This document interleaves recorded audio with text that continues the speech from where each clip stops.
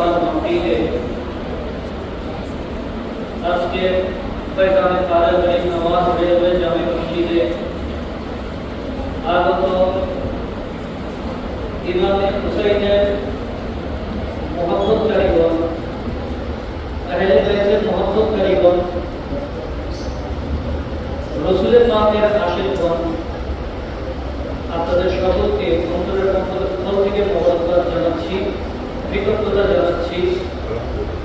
এই মাহফিলের মধ্যে আপনাদেরকে ইসলামী রীতি অনুযায়ী আমন্ত্রণ জানাচ্ছি। আসসালামু আলাইকুম ওয়া রাহমাতুল্লাহি ওয়া বারাকাতুহু। আমি মোহাম্মদ হাসিব হাশমি আপনাদের পরিচয় দিয়েছি, আপনারা ইমামে হুসাইনের মহব্বত করেন, ঠিক না? এটা আমার জবান, আমার জবানের কথা হচ্ছে আপনারা ইমামে হুসাইনের মহব্বতকারী। আমার নবী পাক সাল্লাল্লাহু আলাইহি ওয়াসাল্লাম বলছেন আল্লাহ তাআলা আপনাদের মহব্বত করেন। সুবহানাল্লাহ। আমার নবী বলছেন মান আহাব্বা হুসাইনান ফাআহাব্বানি, যে ব্যক্তি হুসাইনকে মহব্বত করলো সে আমি নবীকে মহব্বত করলো। ওয়া মান আহাব্বানি আহাব্বাল্লাহ, যে ব্যক্তি আমি নবীকে মহব্বত করলো সে আল্লাহ রাব্বুল আলামিনকে মহব্বত করলো।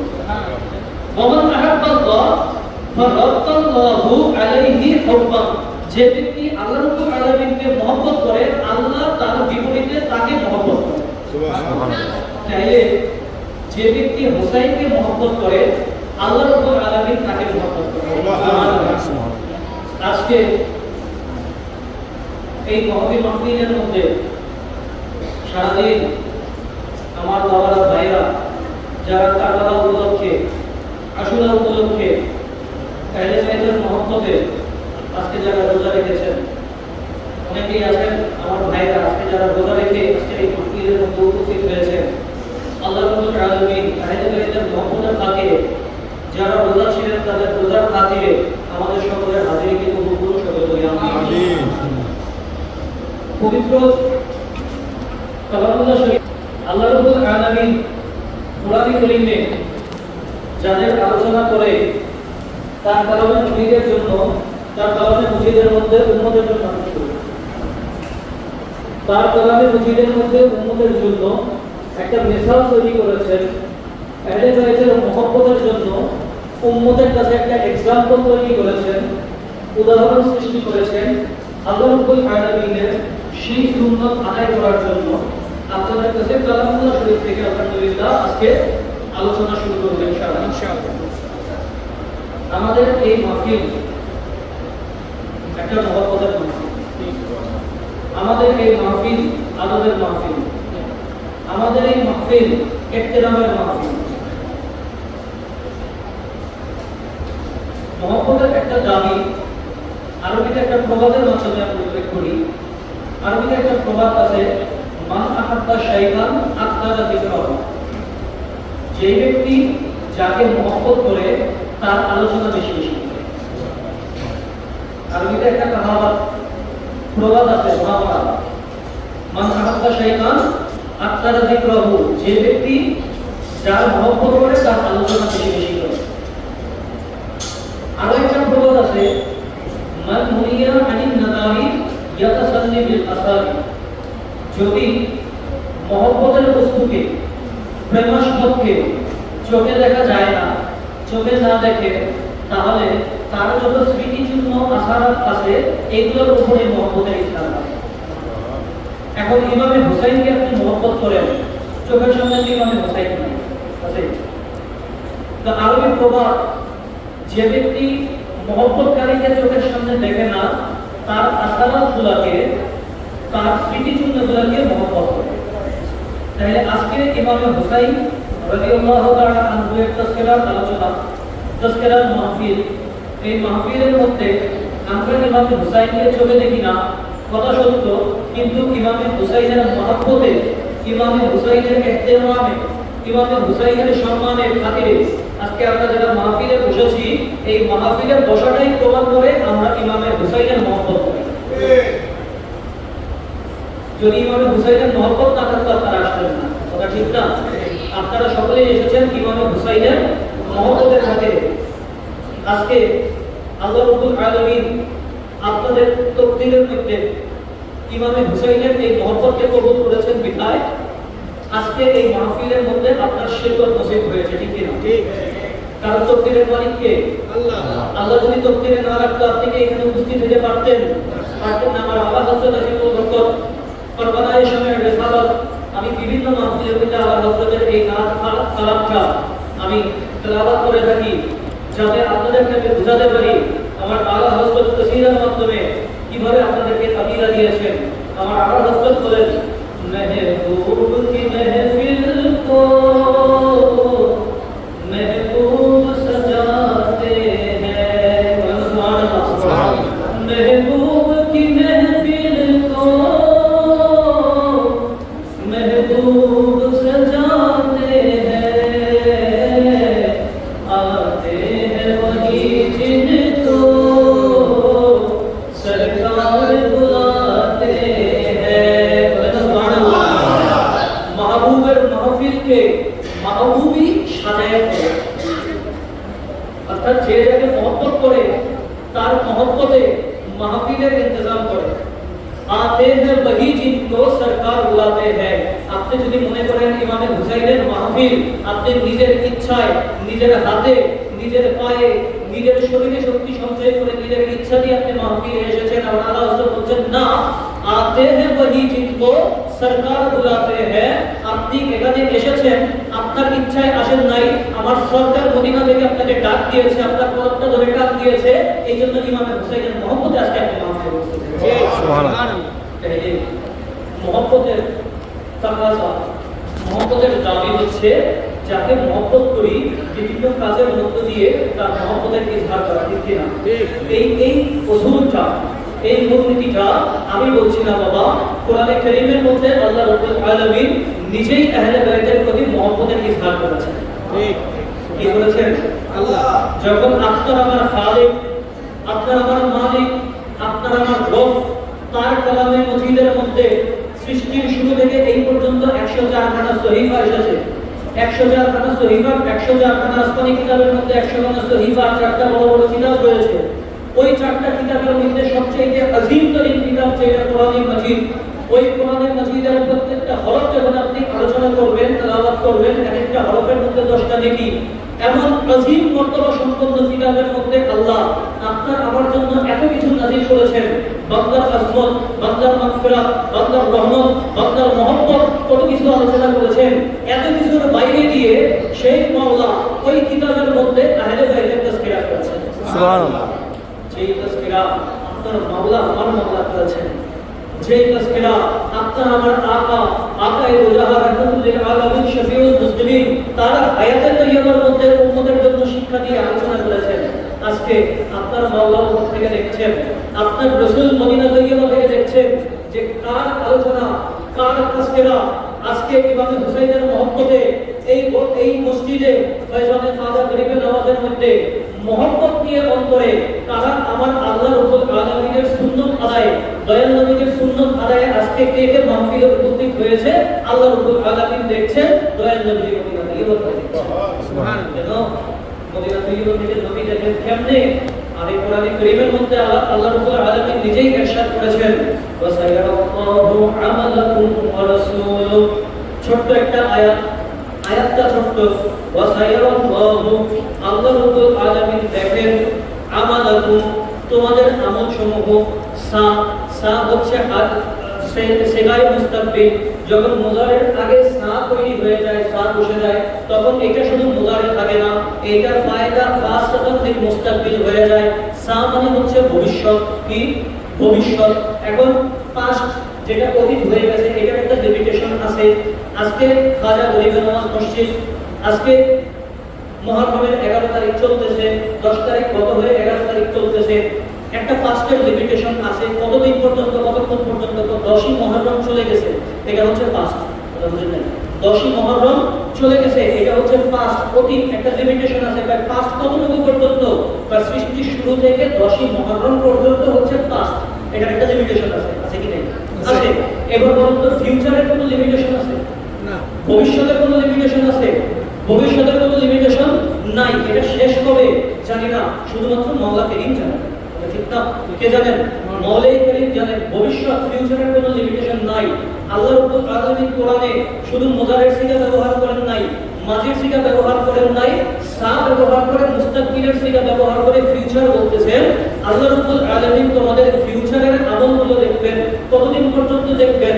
আল্লাহর রেজাবন্দি পর্যন্ত, যতদিন না কিয়ামত হয়ে গেছে তারও পর পর্যন্ত আল্লাহর ইচ্ছার উপরে যতদিন পর্যন্ত আল্লাহ রাব্বুল আলামিন দেখবেন। ওয়া সায়ারাল্লাহু আমালাকুম, আল্লাহ ভবিষ্যতে আজীবন আবাদুল আবাদ পর্যন্ত তোমাদের আমলগুলো দেখতে থাকবেন। আয়াত শেষ হয় নাই, আল্লাহ বলে ওয়া রাসূলুহু, আল্লাহ দেখবেন, ওয়া রাসূলুহু, এবং তার হাবিবও দেখতে থাকবেন। সুবহানাল্লাহ। আল্লাহ নিজের ইলমের সাথে তার হাবিবের ইলমকে সংযুক্ত করে দিয়েছেন। আমি করি নাই, যদি আমি করতাম আমার উপরে দুঃখ আসতো, হুজুর আপনি কি করলেন? আল্লাহর ইলমের সাথে নবীর ইলম লাগাই দিলেন। আমি তো কোরআন কারীমের আয়াত বলছি বাবা, আয়াতের মধ্যে তো হেরফের করলে আমার ঈমান থাকবে না। আর আয়াত যদি আপনি অস্বীকার করেন, আপনার ঈমান, একটু জোরে বলেন, আপনার ঈমান থাকবে না। কোরআনের আয়াত তো দূরের কথা, লফজ তো দূরের কথা, কোরআনের একটা ওয়াক্য যদি আপনি অস্বীকার করেন, ঈমান থাকবে না। যে এখানে থামতে হবে সেখানে থামতে হবে। একটা ওয়াক্য যদি আপনি অস্বীকার করেন, আপনার ঈমান থাকবে না। তো এইরকম যদি অবস্থা হয়, আল্লাহ রাব্বুল আলামিন একটা পরিপূর্ণ আয়াত নাযিল করে দিলেন আপনার আমার জন্য। ওয়া সায়ারাল্লাহু আমালাকুম ওয়া রাসূলুহু, আল্লাহ দেখেন, দেখতে থাকবেন। অতীতেও দেখেছেন, বর্তমানে দেখেন, ভবিষ্যৎ পর্যন্ত দেখতে থাকবেন। ওয়া রাসূলুহু, আল্লাহ দেখেন, আল্লাহর সাথে আল্লাহ রাসূল। সুবহানাল্লাহ। এখনো নবী দেখেন কি দেখেন না? মদিনা তাইয়্যিবা থেকে হুজুরের জাহিরি জিসমানি, এটা মদিনা তাইয়্যিবার মধ্যে। কারণ হুজুর যদি জিসমানি ভাবে চলে আসেন, এটা কিয়ামত ছাড়া সম্ভব না। হুজুর যদি রওজায়ে আতহার থেকে জিসমানি ভাবে উঠে আসেন, তাহলে কিয়ামত। কিন্তু হুজুর রূহানি ভাবে উপস্থিত হতে পারেন কি পারেন না? আচ্ছা, আমি আপনাদেরকে আজকে তাসকিরা ইমাম হুসাইনের মধ্যে ইনশাআল্লাহ ধারাবাহিকভাবে ইনশাআল্লাহ আমি সামনে আগাবো। আপনারা আমার সাথে আছেন তো ইনশাআল্লাহ? দেখেন, আল্লাহ রাব্বুল আলামিন কালামে মাজিদের মধ্যে ইরশাদ করছেন, আউযু বিল্লাহি মিনাশ শাইতানির রাজীম, বিসমিল্লাহির রহমানির রহিম, ইন্নামা ইউরিদুল্লাহু লিইয়ুযহিবাকুম الرجس أهل البيت ويطهركم تطهيرا।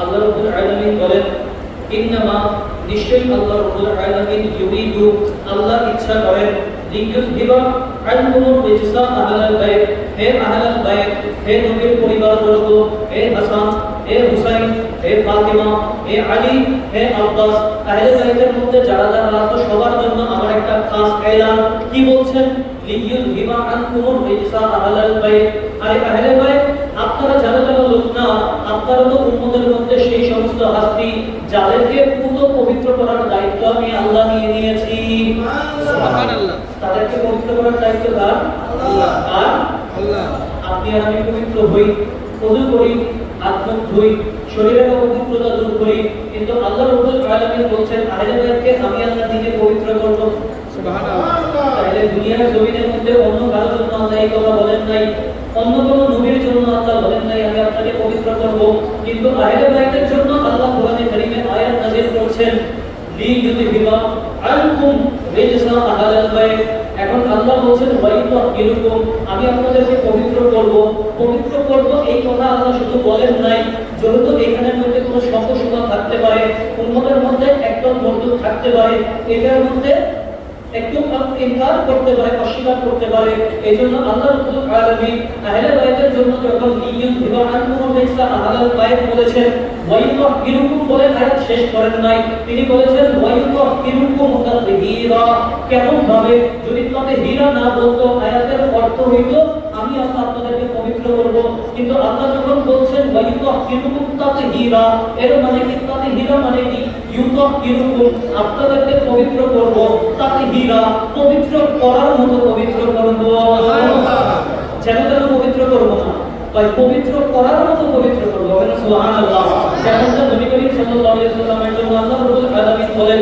ইন্নাল্লাহা ওয়া মালাইকাতাহু ইউসাল্লুনা আলান নবী ইয়া আইয়ুহাল্লাযীনা আমানু সাল্লু আলাইহি ওয়া সাল্লিমু তাসলিমা ওয়া ইউসাল্লিমু তাসলিমা আপনারা বলেন নবীর জন্য বলছেন নবীর আহলে বাইতের জন্য বলছেন আল্লাহ রাব্বুল আলামিন যেমন নিজের জন্য আর নবীর জন্য কোনো ফারাক রাখেন নাই সব সময় নবীকে নিজের সাথে রেখেছেন যেইভাবে নিজের কথা বলেছেন এইভাবে নবীর কথা বলেছেন ঠিক তেমনি আহলে বাইতের সাথেও আমার নবীর কোনো ফারাক রাখেন নাই নিজের হাবিবের জন্য আল্লাহ তাআলা যেইভাবে যে স্ট্রাকচারে কোরআনের আয়াত নাযিল করেছেন নিজের কোরআনের মধ্যে নিজের হাবিবের জন্য যেভাবে আয়াত নাযিল করেছেন আহলে বাইতের জন্য আল্লাহ রাব্বুল আলামিন সেই স্ট্রাকচারে আয়াত নাযিল করেছেন দেখেন না আল্লাহ বলেন ইউসাল্লিমু তাসলিমা সালাম দিব সালামের মতো সুবহানাল্লাহ না সালাম দিব সালামের মতো এইদিকে বলে ইউতাহিরুকুম তাতহীরা ইউসাল্লিমু তাসলিমা ইউতাহিরুকুম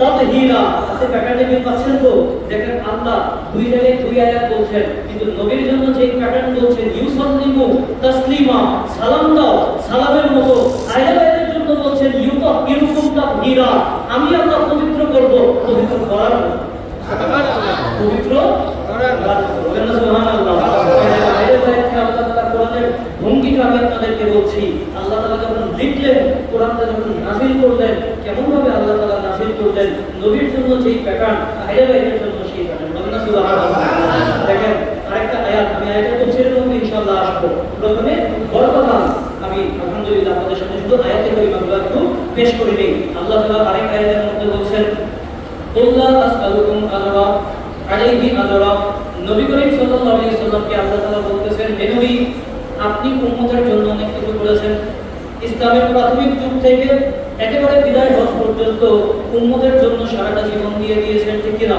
ঠিক আমার নবীর কথা একটু আমি আপনাদেরকে বলি আহলে বাইতের স্মরণ যারা করতেও চান না আছে না বাংলাদেশের মধ্যে এমন কিছু ব্যক্তি আছে কি নাই এক প্রকারের লোক আছে আমি আপনাদেরকে বলে দিয়ে যে শুধু পরিচিতি দেওয়ার জন্য কিসের জন্য পরিচিতি দেওয়ার জন্য আল্লাহ রাব্বুল আলামিন কোরআনে কারীমের মধ্যে শয়তানের পরিচিতি দিয়েছেন কি বলেছেন ইন্নাশ শাইতানা লাকুম আদুউম মুবিন শয়তান হচ্ছে তোমাদের প্রকাশ্য শত্রু কি তাহলে আল্লাহ শয়তানের পরিচয় দিচ্ছেন তো মাওলা কেন দিচ্ছেন তো শয়তানের পরিচয় দিচ্ছি যাতে তোমরা শয়তানের পরিচয় দিতে পারো চিনতে পারো প্র্যাকটিক্যাল করে দেখতে পারো ওলামায়ে কেরাম শয়তানের পরিচয় নিয়ে অসংখ্য কিতাব লিখেছেন এর মধ্যে একটা নাম বলে দেই ইমাম ইবনুল জাওজি কিতাবের নাম তালবিসুল ইবলিস কি নাম তালবিসুল ইবলিস তালবিস মানে হচ্ছে ধোঁকা প্রতারণা তালবিসুল ইবলিস মানে শয়তানের ধোঁকা প্রতারণা বুঝাই দিচ্ছেন যে শয়তান কি, তার কর্মপদ্ধতি কি, সে কিভাবে কাজ করে মানুষকে ধোঁকা দেওয়ার চেষ্টা করে। এই পদ্ধতিগুলা ইমাম ইবনে জাওজি তার কিতাবের মধ্যে বয়ান করেছেন, কেন? যাতে উম্মত এটা শিখতে পারে আর এই কাজগুলো থেকে দূরে থাকতে পারে। কথা বুঝতেছেন? তো আমি আপনাদের কাছে ওই দলের ওই ফেরকাগুলা দু একটা পরিচিতি আমি আপনাদেরকে দেই, যাতে আপনার সামনে যখন সোশ্যাল মিডিয়ার যুগ, মোবাইলটা খুললে আপনার সামনে কথাগুলো চলে আসে, আপনার আগে থেকে জবাব জানা না থাকার কারণে ইমানটা দুর্বল হয়ে যায়, ঠিক না? এই জন্য আমি আপনাদেরকে একটু পরিচয় দিই। একটা ফেরকা আছে, এই ফেরকা বাংলাদেশের মধ্যে বলে যে আহলে বাইত বলতে কিছু নাই। কি বলে? আহলে বাইত বলতে কিছু নাই। কি বলছে? আহলে বাইত বলতে কিছু নাই। কিভাবে বলছে? দেখেন, দুনিয়ার মানুষের একটা নেচার, স্বাভাবিক নেচার হচ্ছে বংশধারা রক্ষিত হয় পুরুষের মাধ্যমে। কিসের মাধ্যমে? পুরুষের মাধ্যমে। বাবা তার ছেলে, তার ছেলে, তার ছেলে, এইভাবে বংশ পরম্পরা আসে। আসে কি না? আসে। কারণ আমার নবী সাল্লাল্লাহু আলাইহি ওয়াসাল্লামের দুইটা সন্তান দুনিয়ার জমিনের মধ্যে, একটা হচ্ছে হযরত কাসিম, আরেকজন হযরত ইব্রাহিম রাদিয়াল্লাহু তাআলা আনহুমা। দুইজনেই ইন্তেকাল করে গেছেন। সুতরাং আমার নবীর তো দুনিয়ার মধ্যে কোনো পুরুষ সন্তান এটা জীবিত ছিল না। সুতরাং যেহেতু নবীর কোনো পুরুষ সন্তানই ছিল না, তাই আহলে বাইত আসে। বুঝেন নাই? যদি পুরুষ নাই থাকে, সন্তানই না থাকে, কোনো ছেলে সন্তান না থাকে, তাহলে আহলে বাইত হয় কিভাবে? কারণ আহলে বাইত হইতে হলে তো বংশ রক্ষা করার জন্য তো পুরুষ থাকবে। এরকম কথা আপনারা শুনছেন না? বলে কিনা? দেখেন, আপনাদের কাছে যখন এই কথাগুলো আসে, স্বাভাবিকভাবে মনের মধ্যে তো সন্দেহ পয়দা হয়ে যায়। হ্যাঁ, কথা তো সত্য। তার মানে আপনারা যারা মাহফিলের আয়োজন করেন, আহলে বাইতের আলোচনা করেন, এক মিনিটের মধ্যে, মুহূর্তের মধ্যে মনে হয়ে যায় তাহলে কি আমরা এতদিন ভুল করেছি? প্রশ্ন আসে, অনেক সময় মনের মধ্যে বাসবাসা আসে, আসে কি না? আসে। এটা যখন বারবার শুনবেন তখন অন্তরে এটা সেট হয়ে যাবে। কথা ঠিক না? সেট হয়ে যাবে। এখন তারা বলতো, কথা বুঝেন, তারা বলতো যে আহলে বাইত নাই। কেন? একটা যুক্তি দিল, যেহেতু নবীর ছেলে নাই, তাহলে আহলে বাইত থাকে কিভাবে? এইদিকে কোরআনে আল্লাহ বলতেছেন লিইউযহিবা আনকুম রিজসা আহলাল বাইত। আল্লাহ শব্দটা একদম স্পষ্ট উল্লেখ করে বলছেন আহলাল বাইত, আহলে বাইত, আমি আল্লাহ তোমাদেরকে পবিত্র করব।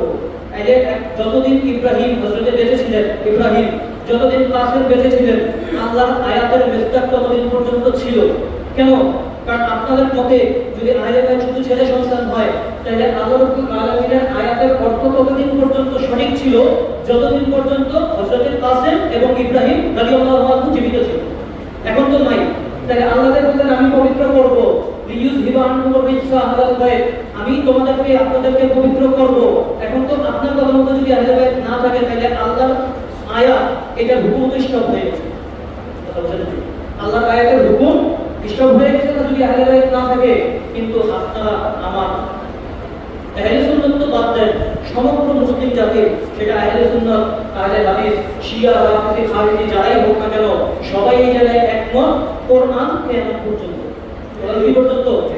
কিন্তু আপনার কথা মতো কোরআনের হুকুম স্টপ হয়ে গেছে। কারণ আল্লাহ বলছেন আমি আপনাদের পবিত্র করব, আপনি বলেন আহলে বাইতই নাই, তাহলে আল্লাহ পবিত্র করবে কি? তাহলে দেখা গেল আপনার আকীদা আর আল্লাহ রাব্বুল আলামিনের কালামে মজিদের আয়াত দুইটা বিপরীত হয়ে গেছে। আল্লাহ বলেন থাকবে কিয়ামত পর্যন্ত, কোরআন থাকবে কিয়ামত পর্যন্ত, আমার কথা থাকবে, আহলে বাইত থাকবে, আমি আল্লাহ তাদেরকে পবিত্র করতেই থাকব। ঠিক। তাহলে আপনার মধ্যে কোরআন তো রহিত হয়ে গেল, স্টপ হয়ে গেল। দেখেন, আমি একটা কথা বলি, অনেকদিন আগে একটা কথা বলছিলেন, রাসূল করিম সাল্লাল্লাহু আলাইহি ওয়াসাল্লাম দুনিয়ার জমিন থেকে জাহিরি ভাবে পর্দা করেন 63 বছর বয়সে, ঠিক না?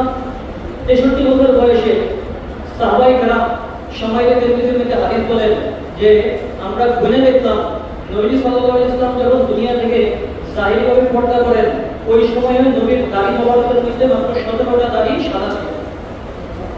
কয়টা দাড়ি? 17টা দাড়ি কি ছিল?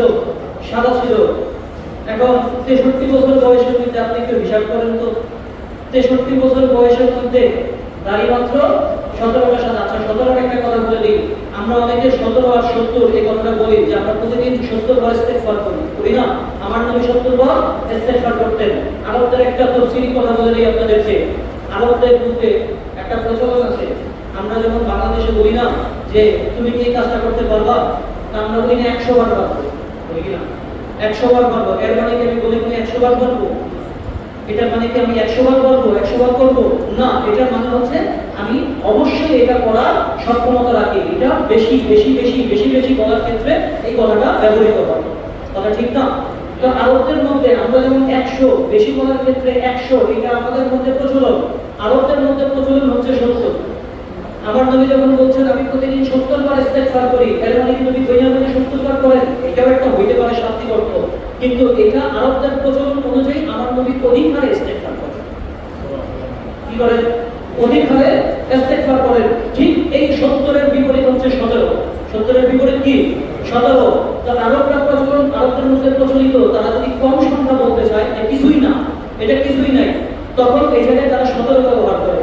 তো সাহাবী যখন বলতেছে আমার নবী সাল্লাল্লাহু আলাইহি ওয়াসাল্লামের 17টা দাড়ি মোবারকা সাদা, আমি 63 বছর বয়সের মধ্যে দেখলাম নবীর 17টা দাড়ি সাদা, এর মানে গুনে গুনে 17টা টানা, মানে এমন অল্প কয়েকটা দাড়ি যেটা না বললেই চলে, যেটা না বললেই চলে।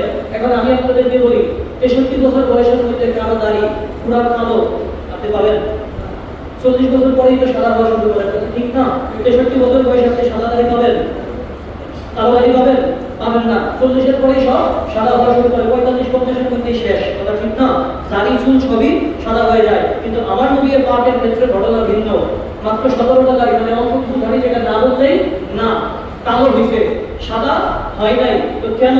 কারণ আল্লাহ রাব্বুল আলামিন সূরা দোহার মধ্যে বলছেন ওয়াদুহা ওয়াল্লাইলি ইযা সাজা, ইয়া রাসূলুল্লাহ আমি ওয়াদুহা ভোরের কসম করি। তো সাহাবায়ে কেরামের মধ্যে হযরত আতা ইবনে আবি রাবা তিনি বলতেছেন, শেফা শরীফের মধ্যে দেখেন আতা ইবনে আবি রাবা বলতেছেন শাব্দিক অর্থ হচ্ছে আল্লাহ রাব্বুল আলামিন বলছেন ওয়াদুহা ভোরের কসম। কিসের কসম? ভোরের কসম। কিন্তু আল্লাহ তো খালিক, আল্লাহ মালিক। ভোর সৃষ্টি করেছেন কে? আল্লাহ। দোহা সৃষ্টি করেছেন কে? আল্লাহ। তো যিনি সৃষ্টি করেছেন তিনি এটা কসম করবেন, এটা শোভা পায় না। আতা ইবনে আবি রাবা বলতেছেন এই জায়গায় আল্লাহ রাব্বুল আলামিন দোহা দোহা বলে ভোরের কসম করেন নাই, আল্লাহ রাব্বুল আলামিন আমার নবীর পাকের চেহারা মোবারক কসম করেছেন। সুবহানাল্লাহ। এরপরে বলছেন ওয়াল্লাইলি ইযা সাজা, শপথ কসম ওই রাতের যখন রাতটা গভীর হয়, যখন রাতটা কি হয়? গভীর হয়। আতা ইবনে আবি রাবা তিনি বলতেছেন যে এইখানে শাব্দিকভাবে আল্লাহ যদিও বলছেন ওয়াল্লাইলি ইযা সাজা, রাতের কসম যখন এইটা গভীর হয় কালো হয়, এই জায়গায় আল্লাহ তাআলা আসলে রাতের কসম করেন নাই, আল্লাহ তাআলা ওয়াল্লাইলি ইযা সাজা বলে আমার নবীর ভালো ভালো দাড়ির কসম করেছেন। সুবহানাল্লাহ। আল্লাহ তাআলা কি করেছেন? কোন দাড়ির কসম করেছেন? কথা বলেন, কোন দাড়ির কসম? কালো দাড়ির কসম। কেন? ওয়াল্লাইলি শুধু লাইল বলে নাই, ইযা সাজা যখন এটা গভীর হয়, গভীর মানে কালো হয়, গভীর মানে কি হয়? কালো হয়। তো আতা ইবনে আবি রাবা বলছেন এই জায়গায় আমার নবীর কালো দাড়ি রাখা পছন্দ করেছেন। হুজুর আপনার ওই দাড়ির কসম যেই দাড়িটা কালো, যেই দাড়িটা কালো। তো আল্লাহ কসম করেছেন কিসের? কালো দাড়ি। আল্লাহ কসম করেছেন কিসের? কালো দাড়ি। এখন আল্লাহ যখন কসম করেছেন কালো দাড়ি, এখন যদি দাড়িটা সাদা হয়ে যায় আল্লাহর কসম আর বাকি থাকে? বুঝেন নাই? আল্লাহর কসম আর বাকি থাকে? তো যেহেতু আল্লাহ রাব্বুল আলামিন কসম করেছেন কালো দাড়ি, এখন যদি দাড়িটা সাদা হয়ে যায় আল্লাহর কসম স্টপ হয়ে যায়। এই জন্য রাসূল করিম দুনিয়া থেকে জাহিরি পর্দা করেন 63 বছর বয়সে, তখন আমার নবীর দাড়ি হওয়ার কথা। সুবহানাল্লাহ। তাইলে আল্লাহর একটা কসম যেখানে বলছেন ওয়াল্লাইলি ইযা সাজা, এর মাধ্যমে আমার নবীর দাড়িটা কালো হয়ে গেছে, সাদা বাইরে স্টপ হয়ে গেছে। তো আল্লাহ যেই জায়গায় বলতেছেন আমি তো তোমাদেরকে পবিত্র করব, যখন আল্লাহর ঘোষণা চলে আসছে বোঝা গেল কিয়ামত পর্যন্ত আহলে বাইত থাকবে, আল্লাহ রাব্বুল আলামিন আহলে বাইতকে পবিত্র করতেই থাকবে। সুবহানাল্লাহ। আহলে বাইতের মর্যাদা এত বেশি। এর মধ্যে খাস করে ইমাম হুসাইনের কারবালার মর্যাদা যদি আলোচনা করতে যাই, আলহামদুলিল্লাহ যেহেতু আমাদের এইখানে গতকালকে মাহফিল সংগঠিত হয়েছে, গতকালকে বিভিন্ন জায়গায় কারবালার মাহফিল সংগঠিত হয়েছে, আপনারা কারবালার বয়ান শুনেছেন। আমি মুখতাসারান শুধু কারবালার জায়গা থেকে খাস করে ইমাম হুসাইন রাদিয়াল্লাহু তাআলা, কেন গতকালকে মাহফিলের মধ্যে একটা কথা বলছি, আপনাদের একটা কথা বলি যে দেখেন ফেরাকগুলা, বাতিল ফেরাক বা ফেরকাগুলা, এরা দুনিয়ার জমিনের মধ্যে সৃষ্টির শুরু থেকে ছিল, এখনো আছে, কিয়ামত পর্যন্ত থাকবে। এটা আল্লাহ রাব্বুল আলামিনের কুদরত। সৃষ্টির শুরু থেকে যখন আল্লাহ আদম বানাইছেন, আদমের সাথে সাথে শয়তান বানাইছেন। কেন? শয়তানের বিপরীতে আদম আলাইহিস সালামের মর্যাদা যেন বেড়ে যায়। কারণ যদি খারাপ না থাকে, বাংলায় একটা কথা আছে না, তুমি অধম তাই বলে আমি উত্তম হব না কেন? প্রসন্ন বাংলার মধ্যে ঠিক আল্লাহ রাব্বুল আলামিন একটা এক্সট্রিম নেগেটিভ সত্তা শয়তানকে লাগাইলেন।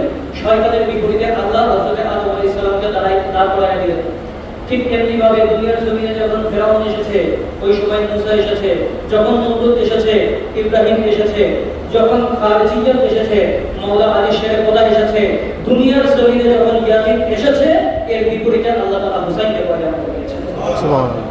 হুসাইন শুধু একটা নাম না, হুসাইন শুধু মজলুমে কারবালা না, হুসাইন শুধু শহীদে কারবালা না, হুসাইন হক এবং বাতিলের পার্থক্য করে। দুনিয়ার জমিনের মধ্যে হক আর বাতিলকে যিনি অন্যদের কাছে চোখে আঙুল দিয়ে দেখিয়ে দিয়েছেন, তার নাম হচ্ছে ইমামে হুসাইন। আর ইমামে হুসাইনের সেই মুজিজা কারবালার ময়দানে শেষ হয় নাই।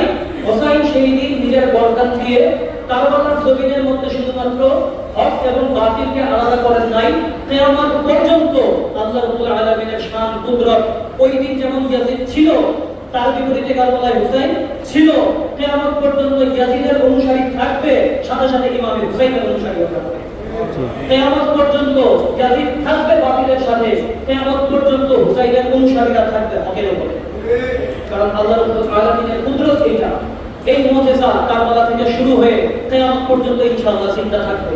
যতদিন পর্যন্ত বাতিল থাকবে, হুসাইনের মতো জজবা নিয়ে আহলে সুন্নাত ওয়াল জামাতের কারকুনামরা ময়দানে করতে থাকবে ইনশাআল্লাহ।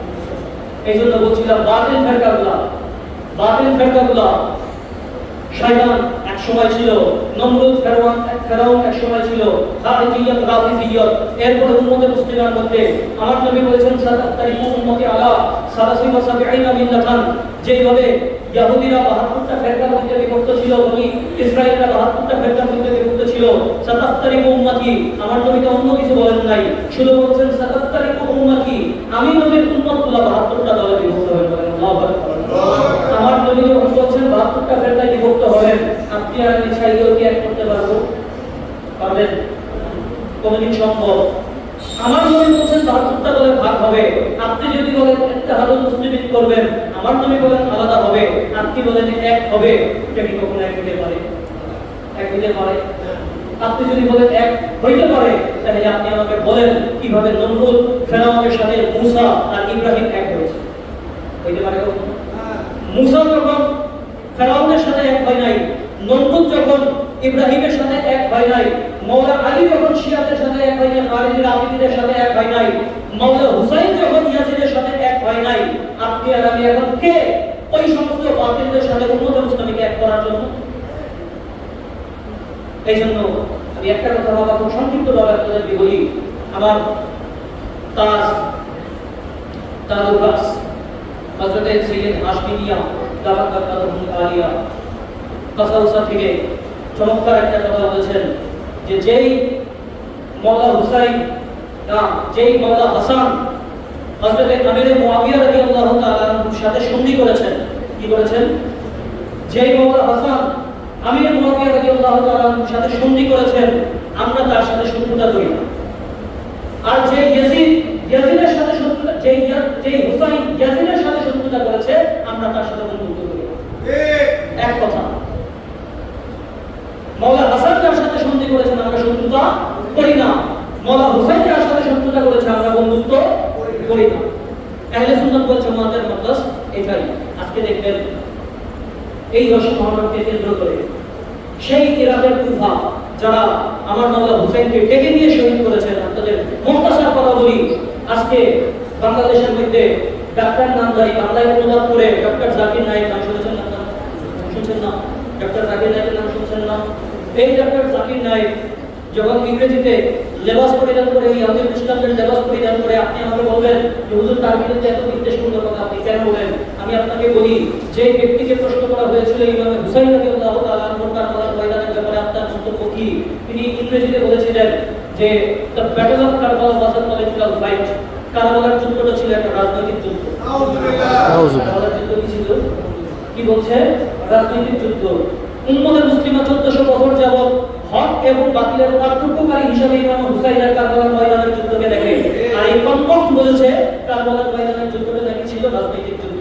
ইমাম Hussain was not supposed to go there. করিয়া ইমাম হুসাইনের সেই জায়গায় যাওয়ার যাওয়ার কোনো দরকার ছিল না। আমিও বলি শোনেন, উম্মতে মুসলিমের মধ্যে এমন কিছু ব্যক্তি পয়দা হয়েছে, কারণ আমার নবী বলেছেন সাতাত্তারিকু উম্মতি আলা সালাসা ওয়া সাবঈনা মিল্লাতান, 73টা দলে বিভক্ত হবে, কুল্লুহুম ফিন-নার, প্রত্যেকটাই জাহান্নামে যাবে। আমার নবীর কথা, প্রত্যেকটাই জাহান্নামে যাবে। আবু শরীফ, ইবনে মাজাহ শরীফ, মিশকাত শরীফ খুলে দেখেন, প্রত্যেকেই কুল্লুহুম ফিন-নার, প্রত্যেকে জাহান্নামে যাবে, ইল্লা মিল্লাতান ওয়াহিদা, শুধু একটা দল জান্নাতে যাবে। কয়টা দল? তাহলে যে ব্যক্তি জাহান্নামে যাবে, যে দলটা জাহান্নামে যাবে, তার কথাবার্তা কি হবে? জাহান্নামীদের মতো। কথাবার্তা কি হবে? জাহান্নামীদের মতো হবে। তো ইমামে হুসাইন রাদিয়াল্লাহু তাআলা আনহু কে কুফা থেকে 150 চিঠি, কয়শো চিঠি? 150 চিঠি কুফা থেকে ইমামে হুসাইনের কাছে পৌঁছায় যে ইমামে হুসাইন, আপনি আমার নবীর রক্তে জিগাব, আপনি কখনো অন্যায়ের সাথে আপোষ করেন না, বাতিলের সাথে আপোষ করেন না। কুফার মধ্যে আমাদের উপরই ইয়াজিদ বায়াত গ্রহণ করার জন্য প্রেসার দিচ্ছে, আমরা তার কাছে বায়াত করব না, আমরা আপনার কাছে বায়াত করব, আপনি অতি সত্বর কুফার মধ্যে আসেন, আমরা আপনার হাতে বায়াত করব। ইমাম হুসাইনের কাছে 150 চিঠি পৌঁছাইছে। 150 চিঠির মানে বুঝেন, ওই সময়তে এখান থেকে মেইল করা যায় না, মোবাইলে এসএমএস করা যায় না, এখনকার মতো ডাক সিস্টেম নাই যে প্লেন দিয়ে ডাক চলে যায়। ওই সময় ডাক যাইতে হলে, একটা ডাক পাঠাইতে হলে কিলোমিটার, শত শত কিলোমিটার দূরে একজন মানুষকে ঘোড়ায় চড়ে গিয়া চিঠি পৌঁছাইতে হইত। একজন মানুষকে যদি ইরাক থেকে মদিনা পর্যন্ত, কোথা থেকে? ইরাক থেকে মদিনা পর্যন্ত যদি ঘোড়ায় চড়ে যাইতে হয় 2 থেকে 3 দিন সময় লাগে, ঠিক না? একটা চিঠি পৌঁছাইতে যদি 2 থেকে 3 দিন সময় লাগে, তাহলে 150 চিঠি পৌঁছাইছে, কতটুকু সময়, কতটুকু ভাবে ইমাম হুসাইনকে জোর দিয়েছে, পিড়াপিড়ি করেছে, আপনি একটু বোঝেন। ইমাম হুসাইন রাদিয়াল্লাহু তাআলা আনহুর কাছে যখন চিঠি আসছে, চিঠিগুলোর মধ্যে কেমন কথা লেখা ছিল যে হুসাইন, ইমামে আলী মাকাম, আপনি যদি কুফার মধ্যে না আসেন, তাহলে আমাদের ময়দানে আপনার নানাবানের কাছে আমরা বিচার দিব যে আমরা ইমামে হুসাইনের কাছে বায়াত করতে চেয়েছিলাম, তিনি আসেন নাই, বিধায় আমরা ইয়াজিদের কাছে বায়াত করেছি।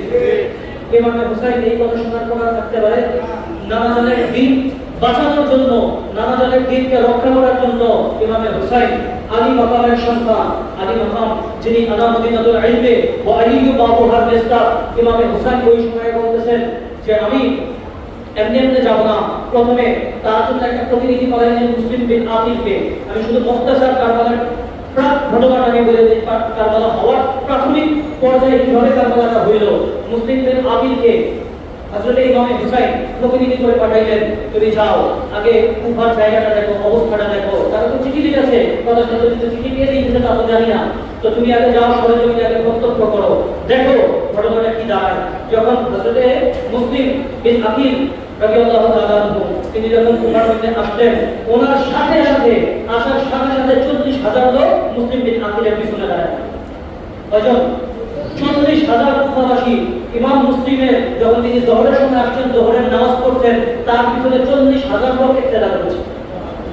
বলেন শামে কারবালা, শাফিউ কারাউই, কারবালার উপরে সবচেয়ে অথেন্টিক ভাবে নির্ভরযোগ্য ব্যবহারের মাধ্যমে যে কিতাবটা লেখা হয়েছে শামে কারবালা, পাকিস্তানের প্রতিবে পাকিস্তান বলা হয়, আল্লামা শাফি কারাউই, তার কিতাবটা খুলে দেখেন, জোহরের নামাজ পড়েছেন, তার পিছনে ইক্তেদা করেছেন 40,000 ব্যক্তি কুফাবাসী। যখন এই ঘটনা দেখলেন, হযরত মুসলিম বিন আকিলের এইরকম প্রভাব প্রতিপত্তি যখন দেখলেন যে 40,000 মানুষ ইনস্ট্যান্ট তার পিছনে দাঁড়ায় গেছে, ইয়াজিদের মাথার মধ্যে একটা পেরেশানি ঢুকে গেল। সে তখন একটা প্ল্যান করলো, প্ল্যান করে তার আরবের মধ্যে গোত্র থাকে না, কবিলা থাকে না, তো প্রত্যেকটা কবিলার একটা সরকার থাকে। তো যে কবিলাগুলা হযরত মুসলিম বিন আকিলের পিছনে গিয়ে দাঁড়াইছেন, তাদের সরকার যারা আছে, গোত্র প্রধান যারা আছে, সবগুলাকে একসাথে অ্যারেস্ট করলেন। সবগুলোকে কি করলেন? অ্যারেস্ট করলেন। অ্যারেস্ট করে বন্দিশালার মধ্যে রাখলেন। এই একদিনের ঘটনা, জোহরের পরের ঘটনা। যখন বন্দি করলেন, বন্দি করে ওই গোত্রের সরকার যারা আছে তাদের কাছে বললো যে মুসলিম বিন আকিল তোমাদের পিছনে আছে, হোসাইন তোমাদের পিছনে আছে, কিন্তু এটাই শেষ কথা না। হোসাইনের কতজন লোক আছে? বেশি লোক নাই, আমার কাছে কিন্তু 10,000 সৈন্য আছে। কয় হাজার? 10,000 সৈন্য আছে। হোসাইনের সাথে কতজন আছে? তার সাথে তো দেখার মতো কেউ নাই, কারণ মদিনা থেকে অলরেডি সে রওনা দিয়ে দিয়েছে। তার কাফেলা আমি খবর নিয়ে দেখেছি 100 জনের বেশি হবে না। আমরা দেখলাম কারবালার মধ্যে 72 জন, সব মিলায় 83 জন। সব মিলায় কয়জন?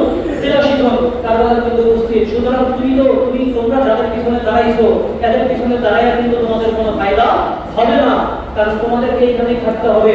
আজকে যদি তোমরা মুসলিম বিন আকিলের সাথ ছেড়ে না দাও, তার সাথে যদি তোমরা না থাকো, এই মুহূর্তে আগে তোমাদেরকে হত্যা করবো, তারপরে তোমার কাবিরার প্রত্যেকটা পুরুষকে হত্যা করবো, প্রত্যেকটা বাচ্চাকে হত্যা করবো। এই কথা শুনে তাদের সকলের অন্তরটা কেঁদে গেল। কারণ ইয়াজিদের হুকুমের কথা তো সবাই জানে। ইয়াজিদ কতটা লম্পট ছিল, কতটা বেহায়া ছিল এবং কতটা ক্রূর ও নির্দয় ছিল, এটা তো 2 বছরের মধ্যে সবাই জেনে গেছে। অন্তরা ভয় পেয়ে গেল, তাদেরকে চিমনি করে বললো, এখন তোমাদের গোত্রের লোকদেরকে আমি ডাকবো, তাদের সামনে তোমরা ভাষণ দিবা।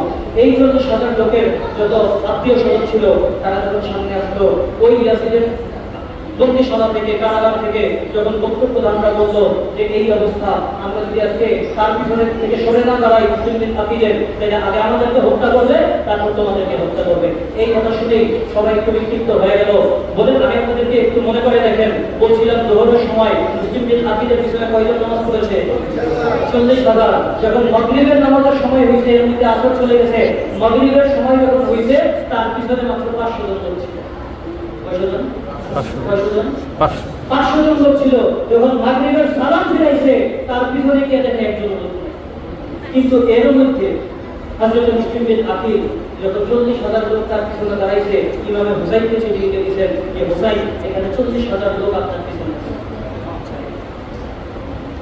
40,000 লোক আপনার পিছনে আছে। আমি সরেজমিনে প্রত্যক্ষ করেছি, সবাই আমার পিছনে জোহরের সালাত আদায় করছে এবং তারা বায়াত গ্রহণ করার জন্য প্রস্তুত আছে।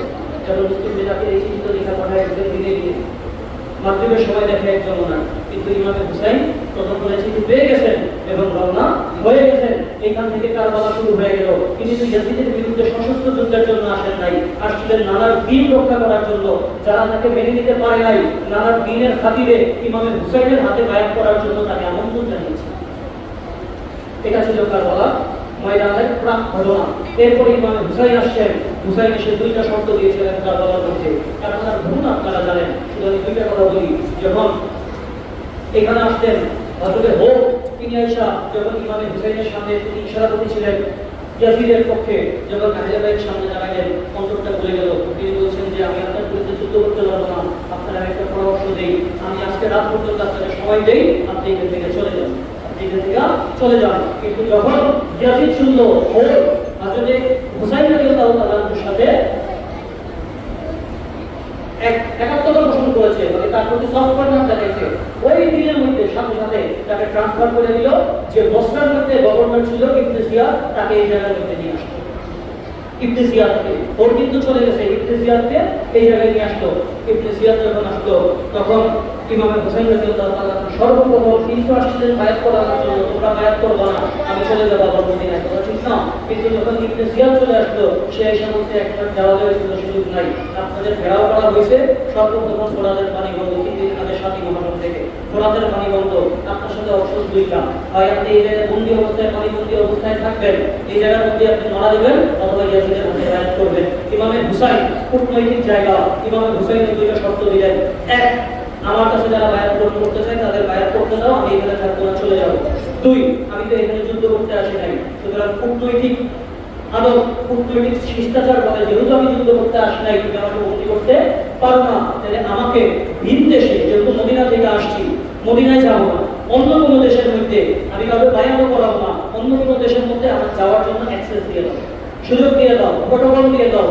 ইবনে জিয়াদ বলছেন না, কোনোটাই হবে না। শেষ পর্যন্ত ইমামে হুসাইন এই কথা বলছে, যদি তোমার সাথে কথায় বর্ণনা না হয়, আমার ইয়াজিদের সাথে দেখা করার সুযোগ করে দাও। কেন? কারণ আমি জানি হযরত আমির মুয়াবিয়া রাদিয়াল্লাহু তাআলা আনহু হযরত ইয়াজিদকে বলে গেছিলেন, হযরত আমির মুয়াবিয়া, যে ইয়াজিদ, আমি জানি, কারণ আমি তোমার কাছে খেলাফতটা এই কারণে দিয়ে গেলাম, কারণ আমি জানি তোমার চরিত্র কি, এটা তো আমি জানি। আমি যদি আজকে তোমার খেলাফত না দেই, তাহলে মুসলিম জাহান্নামীতে আরো একটা বিরোধী হলো। এটা অনেকেই জানেন না আপনারা। অনেকের কাছে এখন ইন্টারনেটের যুগ, আপনাদের কাছে খুব সুন্দর করে বলে আমির মুয়াবিয়া কেন ইয়াজিদকে খেলাফত দিল। আরে আমি বলছি না, আপনাদের সম্মানিত ব্যক্তি যাদেরকে আপনারা সম্মান করেন, এদের নামটা বলে দিয়ে যাই, যারা রেকর্ড করতেছেন আমার কাছ থেকে নামটা শুনে নেন। আপনাদের বর্তমান সময়ে আহলে বাইতের নাম দিয়া শিয়াইজম যারা প্রচার করেন, তাদের অত্যন্ত বান্ধব একজন ব্যক্তি হচ্ছে পাকিস্তানের ডক্টর তারিকুল কাদরি। তাদের নাম শুনছেন? ডক্টর তারিকুল কাদরি। তার কিতাবের মধ্যে লিখছে আমির মুয়াবিয়া রাদিয়াল্লাহু তাআলা আনহু কেন ইয়াজিদকে খেলাফত দিলেন, হোসেন রাদিয়াল্লাহু তাআলা আনহুকে না দিয়ে ইয়াজিদকে কেন দিলেন? কারণ তিনি তো বাবা, তিনি জানেন পুত্রের চরিত্র কেমন, ছেলের চরিত্র কেমন, এটা বাবা জানে না? জানে। আজকে যদি আমি তাকে খেলাফতটা না দিয়ে হোসেনকে খেলাফত দেই, লাভ হবে না। হোসেনকে খেলাফত দিলেও হানাহানি করবে না, বরং আরো বাড়বে। এই জন্য মুসলিম উম্মার বৃহত্তর কল্যাণের স্বার্থে, বৃহত্তর মুসলিম উম্মার মধ্যে গৃহযুদ্ধ যাতে না লাগে, কারণ ইয়াজিদ বিদ্রোহ করবে। এর মধ্যে ইয়াজিদ তার সৈন্যবাহিনী জড়ো করে ফেলছে যে যদি আমার খেলাফত না দেয়, হোসাইন তো হোসাইন, বাপেরও শেষ করে দিব, হোসাইন তো হোসাইন, বাপেরও শেষ করে দিব। তো এই জন্য মুসলিম জাহানের মধ্যে যাতে গৃহযুদ্ধ না হয়, এই জন্য আমির মুয়াবিয়া বৃহত্তর স্বার্থে মুসলিম উম্মার যে ইয়াজিদকে খেলাফতটা দিছে শুধু তাই না, যে বলছে দুনিয়ার সবার সাথে তুমি সামনা করতে পারবা, মোকাবেলা করতে পারবা। একটা নসিহত আমি তোমার করে যাই, যদি তোমার সামনে কোনোদিন হোসাইন আসে, তার মোকাবেলা তুমি করবে না। এটা আমির মুয়াবিয়ার নসিহত ছিল, ওসিয়ত ছিল ছেলে ইয়াজিদের প্রতি।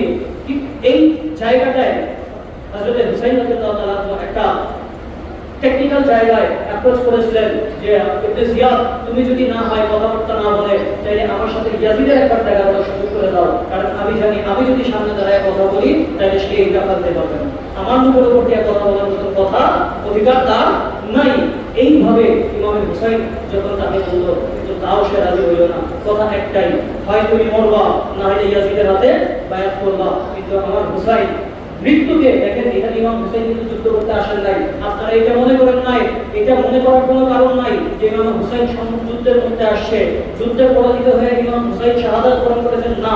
যদি যুদ্ধের জন্য ইমাম হুসাইন আসতো, 6 মাসের আদি আসরকে নিয়ে আসতো? 6 মাসের আদি আসর কি যুদ্ধের জন্য আসছে? না।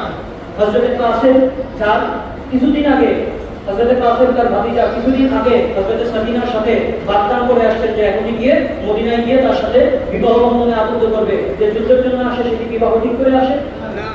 তাই বোঝা গেল ইমাম হুসাইন 72 জন কাফের নিয়ে, এবং সবই নিজের পরিবারের জন, নিজের বাবা, নিজের সন্তান, নিজের চাচা, নিজের ভাতিজা, নিজের ভাগিনা, নিজের সন্তান, 6 মাসের আদি আসর, এর উপরে আদি আসর সবাইকে নিয়ে আসছেন। এটি যুদ্ধের কাফের আপনার মনে হয়? ইমাম হুসাইনের কাছে কোনো অস্ত্র ছিল? তাদের কাছে তো নেজা ছিল, তীর ছিল, বর্ষা ছিল। হুসাইনের কাছে কিছু ছিল না, যেটা আরবদের স্বাভাবিকভাবে থাকে। একটা তলোয়ার সবসময় সাথে থাকে, আরবদের স্বাভাবিক প্রক্রিয়া। তলোয়ারটা শুধু সাথে ছিল, আর কোনো বর্ষা ছিল না। আপনি পুরো তারিখ যদি বলেন, আমি আপনাকে চ্যালেঞ্জ করে বলতেছি, ইতিহাসের এমন কোনো তারিখ নাই যে তারিখের মধ্যে লেখা আছে ইমামে হুসাইনের কাফেলার কেউ বর্ষা প্রয়োগ করেছে। ইমামে হুসাইনের কেউ বর্ষা প্রয়োগ করেছে, কারণ ছিলই না। তারপর আপনারা বলেন দ্য ব্যাটল অফ কারবালা ওয়াজ আমাদের সুরাত ভাই আস্তাগফিরুল্লাহ আলাইহিল্লাহ, আল্লাহ ওয়াজ করতেন। সেই কারবালা, সেই হুসাইন চাইলেই পারতেন ইয়াজিদের হাতে হাত দিয়ে নিজের পুরো কাফেলাটাকে এক মুহূর্তের মধ্যে শেষ করে ফেলতে, কিন্তু কেন?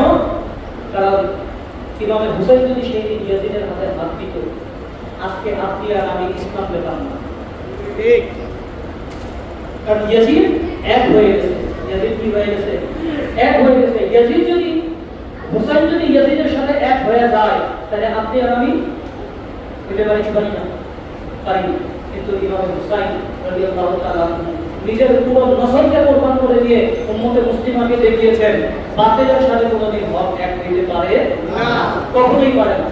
আসেন আমি একটু আপনাদের তবারুক দেওয়ার জন্য, কিছু তবারুক পাতার জন্য, এই খাবারের তবারুক রুহানি তবারুক,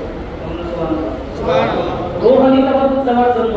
কারণ যে বলছিলাম ফেরকাগুলা ধীরে ধীরে পরিবর্তন হয়েছে কিনা? ধীরে ধীরে পরিবর্তন হয়েছে। আমাদের সময় খুব সংক্ষেপ, ইনশাআল্লাহ কিছুক্ষণের মধ্যে আপনাদের আর কষ্ট দিব না, কিছুক্ষণের মধ্যে আমাদের মাহফিল ইনশাআল্লাহ শেষ করবো। দুইটা কথা আমি আপনাদের সামনে বলি শুনেন। বর্তমান সময়ের একটা ফিতনা, সবচেয়ে বড় ফিতনা, এটার নাম হচ্ছে ওয়াহাবি আহলে হাদিস। ঠিক না? ওয়াহাবি আহলে হাদিস, এই ফিতনাটা হচ্ছে বর্তমান সময়ের মধ্যে সবচেয়ে বড় ফিতনা। যে ফিতনার আকীদাগুলো আপনি যদি একটু শুনেন, আপনার গায়ের পশম, আমি কসম করে বলতেছি, গায়ের পশম আপনার দাঁড়ায় যাবে। এই ফিতনাগুলো যদি আপনি শুনেন, তাদের আকীদাগুলো যদি আপনি শুনেন, তাদের গায়ের মধ্যে দ্রুত দিতে আপনার ইচ্ছা করে। কিন্তু আশ্চর্যজনক হইলেও সত্য, উম্মতে মুসলিমের মধ্যে এই সমস্ত বদবক্তগুলা আপনার আমার মধ্যে ঢুকে আপনার আমার আকীদাগুলোকে বরবাদ করে দিচ্ছে। আপনাদের মধ্যে অনেকেই এই কথাটা শুনে থাকবেন যে ইসলামের মধ্যে ঝাড়ফুঁক করার কোনো বিধান নেই। শুনছেন না? আপনাদের কানে কানে এসে বলে না ইসলামের মধ্যে ঝাড়ফুঁক করার কোনো বিধান নাই। আমি আপনাদেরকে বলি, খোদ রাসূল করিম সাল্লাল্লাহু আলাইহি ওয়াসাল্লাম ঝাড়ফুঁক করেছেন, সুবহানাল্লাহ। সাহাবায়ে কেরাম ঝাড়ফুঁক করেছেন, সুবহানাল্লাহ। অন্য কোনো জায়গার কথা বলতেছি না। আমি আজকে যেটা হাদিস আমি আপনাদের কাছে শোনাবো, কি শোনাবো? হাদিসটা আপনারা মনে রাখবেন, যদি পরিপূর্ণ নাও পারেন মুখতাসার কোন পয়েন্টটা আপনারা মনে রাখবেন। একটা হাদিস আমি আপনাদের প্রথমে শোনাই। এই হাদিসটা সিয়াসিতার অন্যতম কিতাব সুনানে ইবনে মাজার মধ্যে এসেছে। কিসের মধ্যে? সুনানে ইবনে মাজার মধ্যে এই হাদিসটা এসেছে। সুনানে ইবনে মাজার মুকাদ্দামার মধ্যে বাব ফিল ঈমান, ঈমান অধ্যায়ের মধ্যে। কিসের মধ্যে? ঈমান অধ্যায়ের মধ্যে হাদিস নাম্বার 65। হাদিস নাম্বার কত? তাহলে একটু বলতে পারবেন না? সুনানে ইবনে মাজাহ হাদিস নাম্বার কত? 65। হাদিস নাম্বার 65। আজকে থেকে এটা মনে রাখবেন, ঈমানের তাকাজা হয়ে যাবে, ঈমানটা আপনার জিন্দা হয়ে যাবে। যে আপনাদেরকে কি পরিমাণ ধোঁকা তারা দেয় ইসলামের মধ্যে নাই। আরে বাবা, ইসলামের কতটুকু যদি জানো, ইসলামের কতটুকু করেছো, কিতাবের নাম সঠিক করে উচ্চারণ করতে পারে না, ইসলামের মধ্যে নাই। এটা কিতাবের নাম সঠিক করে উচ্চারণ করতে পারে না, ইসলামের মধ্যে নাই। আপনাদের কাছে দেখবেন সাহিত্যবাদের মধ্যে মুফতি সাহেব, কিসের মধ্যে? সাহিত্যবাদের মধ্যে মুফতি সাহেব বলবে তো ইসলামের মধ্যে বেদাত বেদাত বেদাত। তো যদি জিজ্ঞেস করেন ভাই আপনার নাম কি? আব্দুল কুদ্দুস। তো বানান করেন নিজের নাম আব্দুল কুদ্দুস, বানান করেন। নিজের নামটা বানান করতে পারে না, কিন্তু মুফতি সাহেব ফটো রিসিভ করে কি ইসলামের মধ্যে নাই। তো এই জন্য আপনাদের এটুকু বললাম সাধারণ কথা, কিন্তু আপনারা যদি টিভি খোলেন দেখবেন আমার চাইতে বড় একটা পাখি আছে, আমার চাইতে বড় দাড়ি আছে, আমার চাইতে সুন্দর নুরানি চেহারা আছে না নাই, আমার চাইতে বড় কথা আছে। দেখবেন মনে হবে বাংলাদেশের কোনো না সাক্ষাৎ আসমান থেকে একটা ফেরেশতা দেখে আসে, আছে না? কথা আছে না?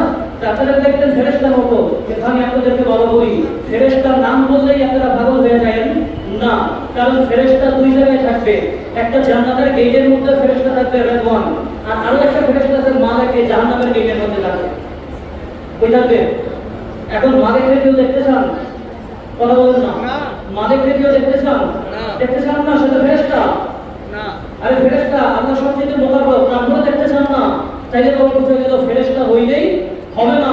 এটা মালিক ফেরেশতা না রেদওয়ান ফেরেশতা, এটা একটু বুঝা দেখতে হবে। সুতরাং পাপি আর দাঁড়িয়ে দেখতে হবে না, একটু কলকটাও দেখতে হবে তার ঈমানটা কি, হোসাইনের সাথে তার মহব্বত আছে কিনা। যদি হোসাইনের সাথে মহব্বত থাকে, কেতাদুস্ত না হইলেও যদি শরীরের মধ্যে জামাটা ফাটা থাকে, বুঝতে হবে এটা ইমামে হোসাইনের সবচেয়ে মহব্বত থাকে। ইমামে হোসাইনের মহব্বত যদি থাকে, তাহলে তার কথার টোনই আপনি বুঝতে পারবেন। তো আমি তাদের জন্য বলতেছি, এই হাদিসটা আপনারা শুনবেন। বলছিলাম সুনানে ইবনে মাজাহ কিতাবুল ঈমান হাদিস নাম্বার কত মনে আছে তো? 65। এবার শুনেন, আমি আপনাদের কাছে হাদিসটা একটু পড়ে শোনাই, তারপরে আমি মূল কথাটা বলবো। তিনি বলতেছেন, ইমাম ইবনে মাজাহ বলতেছেন, হাদাসানা সাহাল ইবনে আবি সাহাল ওয়া মুহাম্মদ ইবনে ইসমাঈল। সাহাল ইবনে আবি সাহাল এবং মুহাম্মদ ইবনে ইসমাঈল দুইজনে হাদিস বয়ান করতেছেন। তাহলে সনদ কয়টা? এই সনদ কয়টা? দুইটা। দুইজনে হাদিস বয়ান করতেন। ওয়ালা লাম আলী, দুইজনেই বলতেছেন قال حدثنا عبد السلام بن صالح আবু সালমান আল-হারবি। হযরত আবু সালমান আল-হারবি এই হাদিসটার মানটা, মানে এই হাদিসটা বয়ানের মূল রাবি, মূল বর্ণনাকারী হচ্ছে আবু সালমান আল-হারবি। কথাটা মনে রাখবেন, আবু সালমান আল-হারবি। তিনি হাদিসটা বয়ান করতেছেন, তার কাছ থেকে শুনেন। হাদাসানা আলী ইবনে মুসা عن أبيه عن جعفر بن محمد عن أبيه عن علي بن حسين عن أبيه عن علي بن أبي طالب قال قال رسول الله صلى الله عليه وسلم الإيمان معرفة بالقلب وقول باللسان وعمل بالأركان। যদি আমার এই মাইকের আওয়াজ কোনো আহলে হাদিস ভাইয়ের কাছে শুনতে চাই, আমি আপনাদের আল্লাহর দোহাই দিয়ে বলতেছি, আল্লাহর ওয়াস্তে আমার এই কথাটা আপনার কানের মধ্যে রাখেন না, শুধু কানের মধ্যে, আপনার ব্রেনের মধ্যে রাখেন। একটু মনে রাখার চেষ্টা করেন, কিতাবটা খুলে দেখবেন। যদি আমি ভুল বলি আপনারা আমাকে ধরবেন, আমার ঠিকানা কেটে দিবেন। হাদিস নম্বর 65 সুনান ইবনে মাজাহ। তিনি বলতেছেন যে হযরত আবু সালমান আল-হারবি তিনি বলতেছেন যে আমি একটা হাদিস তোমাদের কাছে বয়ান করতেছি, শুনো। আমি হাদিসটা কার কাছ থেকে বয়ান করতেছি? আমি হাদিসটা বয়ান করতেছি হযরত আলী রাদিয়াল্লাহু থেকে। তিনি হাদিসটা বয়ান করেছেন হযরত মুসা রাদিয়াল্লাহু থেকে। তিনি হাদিসটা বয়ান করেছেন তার পিতা হযরত জাফর আস-সাদিক থেকে। তিনি হাদিস বয়ান করেছেন তার পিতা মুহাম্মদ আল-বাকির থেকে। তিনি হাদিসটা বয়ান করেছেন তার পিতা হযরত যায়দুল আবিদিন থেকে। তিনি হাদিসটা বয়ান করেছেন তার পিতা মাওলানা হুসাইন আলাইহিস সালাম থেকে। তিনি হাদিসটা বয়ান করেছেন তার পিতা হযরত আলী ইবনে আবি তালিব থেকে। তিনি হাদিসটা বয়ান করেছেন নবী পাক সাল্লাল্লাহু আলাইহি ওয়াসাল্লাম। সুবহানাল্লাহ। এই হাদিসের সনদ কে? আহলে বাইত। হাদিসের সনদ কে? আহলে বাইত। হযরত আলী বর্ণনা করতেছেন আলী সানি, তিনি মুসা রাযা থেকে, তিনি জাফর আস-সাদিক থেকে, তিনি মুহাম্মদ আল-বাকির থেকে, তিনি যায়নুল আবেদিন থেকে, তিনি হুসাইন থেকে, তিনি মাওলানা আলী শরীফুল্লাহ থেকে, তিনি দয়াল নবী থেকে হাদিসটা বয়ান করেছেন। হাদিসটা কি? তিনি বলছেন রাসূল করিম বলেছেন আল ঈমানু মারিফাতুল বিল কলব। ঈমান হচ্ছে কলবের মারিফাত, মানে অন্তর দিয়ে জানা।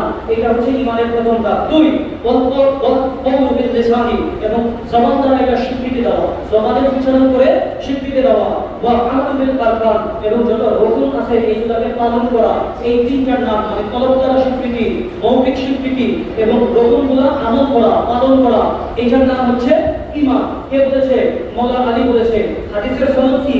মাওলানা আলী থেকে আলী রাজা পর্যন্ত আহলে বাইতের সনদ। হাদিসটা যদি এখানে শেষ হয়ে যেত আমার কোনো কথা ছিল না, আপনাদেরকেও বলতাম না, কারণ শুধু আহলে বাইতের সনদে হাদিস বয়ান এইটুকু হইলে আমি আর কিছু বলতাম না। কিন্তু আবু সাঈদ আল-হারবি হাদিসটা বয়ান করার পর তিনি বলতেছেন, তখন আবু সাঈদ আল-হারবি হাদিস বয়ান করছেন, বয়ান করার পর তিনি বলতেছেন হাযাল ইসনাদ লাউ কুলিয়া হাযাল ইসনাদ, যদি কোনো ব্যক্তি এই সনদটা আহলে বাইতের এই সনদটা আলী রাজা থেকে মাওলানা আলী শরীফুল্লাহ পর্যন্ত এই সনদটা যদি কেউ পড়ে, লাউ কুলিয়া এই সনদটা যদি কেউ পড়ে, হাযাল ইসনাদ এই সনদটা যদি কেউ পড়ে, আলা মাজনুন এই সনদটা পড়ে যদি কোনো মজনুন বা পাগল ব্যক্তির উপরে ফু দেয়, লা মারা সে সাথে সাথে ফু হয়ে যাবে। সুবহানাল্লাহ। আমি কি বাইরের কোন কিতাব থেকে বলেছি? সিয়াসিতার কিতাব সুনানে ইবনে মাজাহ, সুনান ইবনে মাজাহ, হাদিস নম্বর কত? 65। তো আবু সাঈদ আল-হারবি বলতেছেন আর ইমাম ইবনে মাজাহ আত-তাসবিদি সেটা বয়ান করতেছেন, যদি এই সনদটা কেউ পরিপূর্ণ পড়ে পাগলের উপরে ফু দেয় সে ভালো হয়ে যাবে। তাহলে এক জায়গার মধ্যে বললাম জাফর করা যায় কি যায় না? কথা বলেন না। আমি তো হাদিস থেকে বললাম, আমি কি আমার কোনো যুক্তি তর্ক বলেছি? হাদিস থেকে বললাম জাফর করা যায়। শুধু তাই না, আহলে বাইতের আতহারের নামের নিসবতে যদি কেউ ফু দেয়, আহলে বাইতের তাসিরাতে আহলে বাইতের সম্মানে আল্লাহ তাআলা ভালো করে দিবেন। আহলে বাইতের নামের তাসির যদি এত হয়, তাহলে মাওলানা হুসাইনের জিসমের তাসির কত হবে? আহলে বাইতের নামের যদি এত মর্যাদা থাকে, কারামত থাকে, তাহলে সেই আহলে বাইতের পরিপূর্ণ হাস্তি যারা আছেন তাদের জিসমানি তাসিরাত কেমন হবে? আল্লাহ রাব্বুল আলামিন আমাদের একটু বোঝার তৌফিক দান করুন। এর পাশাপাশি এটার সাথে সাথে আমি আরেকটা কথা আপনাকে বলি, আপনারা তো অনেকেই জানেন না, পড়েন না, কারণ পড়বেন কোথা থেকে? আমি আপনাদেরকে একটা ছোট্ট ঘটনা বলে আমি শেষ করব। আপনি বিরক্ত হচ্ছেন কোন? আপনি মাওলানা হুসাইনের মহব্বতের আপনাদের অনেক সময় নিব শুনেন। হুজুর আল্লামা হাফেজ আলী জলিল রাহমাতুল্লাহ, আপনার নাম শুনছেন না? শুনছেন না? যার ইহসান আমাদের উপরে, বাবা একটু আসতে একটু আসলে আল্লামা হাফেজ আলী জলিল রাহমাতুল্লাহ যার ওসিলা হয়ে এই এলাকার মধ্যে, অত্র এলাকার মধ্যে যাদের ওসিলাতে আমরা সুন্নিয়ত পেয়েছি, ঠিক কিনা? হুজুরের জবাব থেকে শোনা, তিনি বলছেন আমার জীবনের প্রথম বহসটা আমি আপনাদেরকে বলি। হুজুরের জীবনের প্রথম বহস, যে কেমন বহসটা ছিল? তো হুজুর বলতেছেন আমি তখন মাদ্রাসায় পড়ি, হাফেজ হয়ে গেছি কিন্তু মাদ্রাসায় পড়ি। তো মাদ্রাসায় পড়তে গিয়ে একদিন আমার ওস্তাদ পার্শ্ববর্তী এক মসজিদের মধ্যে আমাকে কোনো একটা কাজের জন্য পাঠিয়েছে। তো হুজুর সেই মাদ্রাসার মধ্যে গেছেন। তখন আসরের নামাজের সময়, কিছু সময় আসরের নামাজের সময়। তো আসরের নামাজের সময় আমি যখন গেলাম, গিয়ে দেখি ওই জায়গায় ইমাম সাহেব নাই, একটু লেট হয়ে গেছে। ইমাম সাহেব যেহেতু নাই, আমি হাফেজ সাহেব আমার মাদ্রাসার ছাত্র, তো লোকজন আমাকে বললেন যে হুজুর আপনি একটু নামাজ পড়তে পারেন। তো আমি আসরের নামাজটা পড়াই দিলাম। তো পড়ানোর পরে একজন বলল হুজুর এটা মিলাদের দাওয়াত আছে, আপনি একটু মিলাদ দাওয়াত করেন। সুবহানাল্লাহ। মিলাদের দাওয়াত আপনি একটু মিলাদটা করায় দেন। তো হুজুর বলতেছেন যে আমি সাথে সাথে মিলাদ শুরু করলাম। এমন সময় আমি যখন মিলাদ করি এই সময় ওই ইমাম সাহেব আসছেন। কারণ ইমাম সাহেব হচ্ছে ওয়াহাবি, ইমাম সাহেব কি ওয়াহাবি, কারণ তিনি আসলে যেহেতু আয়েশা করছেন, মিলাদ চলতেছে, তো তিনিও মিলাদের সাথে অংশগ্রহণ করছেন। তো হুজুর আবার কিয়াম করছেন, মিলাদের সাথে কি করছেন? কিয়াম করছেন, মিলাদও করছেন, কিয়ামও করছেন ওয়াহাবি ইমামের সামনে, ওয়াহাবি ইমামের মসজিদে। তো যখন মিলাদ শেষ, মোনাজাত শেষ, তখন ওই ইমাম সাহেব হুজুরকে একটু ধমকের মতো মধ্যে যে এই জায়গার মধ্যে তুমি মিলাদ করো, এটা বেলাও, এটা করা যাবে না, এটা হারাম, ইসলামের মধ্যে এটা নাই। তখন হুজুর আল্লাহ রাব্বুল আলামিন কেমন হিকমত হুজুরকে দান করছেন, কেমন অন্তরের মধ্যে সাহস দান করছেন, একটু শুনেন। তো হুজুর বলতেছেন যে ইমাম সাহেব এই কাছে করা যাবে না, মিলাদ কিয়াম করা যাবে না, এটা কোন কিতাবে লেখা আছে? তো ইমাম সাহেব একটু চিন্তা করে বললেন এটা বেহেশতি সিরাতের মধ্যে লেখা আছে। কি কিসের মধ্যে? কথা বলছেন কিসের মধ্যে? বেহেশতি জেবর কিতাবে লেখা আছে। তো হুজুর বললেন যে এই কিতাবের দাম কত? এই কিতাবের দাম 3 টাকা। ওই সময় হুজুরের সময় এই কিতাবের দাম কত? 3 টাকা। তো হুজুর বলতেছেন যে বেহেশতি জেবরের মধ্যে লেখা আছে পড়া যাবে না, এটার দাম 3 টাকা। আমার ওস্তাদ বলছে কিতাব কিতাব পড়া যাবে, কিতাব আছে স্বামী কিতাবে, এটার দাম 60 টাকা। কি বলছে? এটার দাম 60 টাকা। এখন আপনি বলেন 3 টাকার কিতাবের মশলা বড় না 60 টাকার কিতাবের মশলা? তো ইমাম সাহেব যে কোথা থেকে গেছে ওই মসজিদে আসেন 3 টাকার কিতাব। আমি একটা কথাটা কেন বললাম, আমি আপনাদের একটা কিতাবের নাম বলি, কিতাবের নাম হিলিয়াতুল আউলিয়া, লিখছেন আবু নুআইম ইসফাহানি রাহমাতুল্লাহ আলাইহি। এরা 2 টাকার মৌলবী, জীবনে তো কিতাব পড়তে দেখেন নাই। আমার হুজুর বলছেন ওয়াহাবি বাচ্চারা এরা তো হবে না মৌলবী, এরা খালি মানুষ থেকে খোলায় 2টা পয়সা দিয়ে, কিন্তু কিতাব পড়ে না, খালি খায় ঘুমায়। ওস্তাদদের যে 2টা পাতা শিখায় দেয়, শিখছে আর কিছু না। কারণ পড়তে হইলে তো কিতাব কেনা লাগবে। আমি এখন যে কিতাবের কথা বলতেছি আমার লাইব্রেরির মধ্যে আলহামদুলিল্লাহ আলহামদুলিল্লাহ আল্লাহ রাব্বুল আলামিনের দয়ায় কিতাব আমার কাছে মওজুদ। কিতাব দেখে দেখে আমরা বলি আহলে সুন্নাত কিতাব ছাড়া বলি না। তো কিতাবের নাম হিলিয়াতুল আউলিয়া, 7 খণ্ডের কিতাব। মিশর থেকে যদি কিনেন 10-12 হাজার টাকা কমে হবে না। আপনি যদি কিনেন 50 টাকার কিতাব, ওইটার মধ্যে আপনি আর কি পাবেন? যদি কিনেন 10-12 হাজার মিশর থেকে আইনা, লন্ডন থেকে আইনা যদি আপনি কিতাব পড়েন হিলিয়াতুল আউলিয়া থেকে আবু নুআইম ইসফাহানি একটা রিওয়ায়াত শুনেন আমার কাছে, জিলদ নম্বর 3 নম্বর খণ্ড, সফা নম্বর 192, সফা কত? 192, পৃষ্ঠা নম্বর 192। তিনি একটা হাদিস বয়ান করতেছেন। আহলে বাইতের আসহাবের নিসবত একটা হাদিস তিনি বয়ান করতেছেন। তিনি বলতেছেন সানা আলী ইবনে মুসা রাযা حدثنا ابي موسى ابن جعفر حدثني ابي جعفر ابن محمد حدثني ابي محمد ابن علي حدثني ابي علي ابن حسين حدثني ابي علي حدثني ابي الحسين ابن علي حدثني ابي علي ابن ابي طالب رضي الله تعالى عنه حدثنا رسول الله صلى الله عليه وسلم। একটু আগে আমি আপনাদেরকে যেই সনদটা পড়ে দিয়েছি ওই একই সনদের মধ্যে তিনিও একটা হাদিস রিওয়ায়াত করতেছেন। এখন তিনি হাদিসটা রিওয়ায়াত করে হযরত আবু নুআইম ইসফাহানি রাহমাতুল্লাহি আলাইহি হিলিয়াতুল আউলিয়া করতে তিনি বলতেছেন, এই হাদিসটা রিওয়ায়াত করে তিনি বলতেছেন দেখেন হাযা হাদিসুন সাবিতুন মাশহুর। তিনি বলতেছেন এই হাদিসটা একটা মশহুর হাদিস, প্রসিদ্ধ হাদিস। সুবহানাল্লাহ। আল্লাহ বলতেছেন এই হাদিসটা কি হাদিস? প্রসিদ্ধ হাদিস। বিহাযাল ইসনাদ মিন রিওয়ায়াতিত তাহিরিন আন আবাইহিম তাইয়িবিন।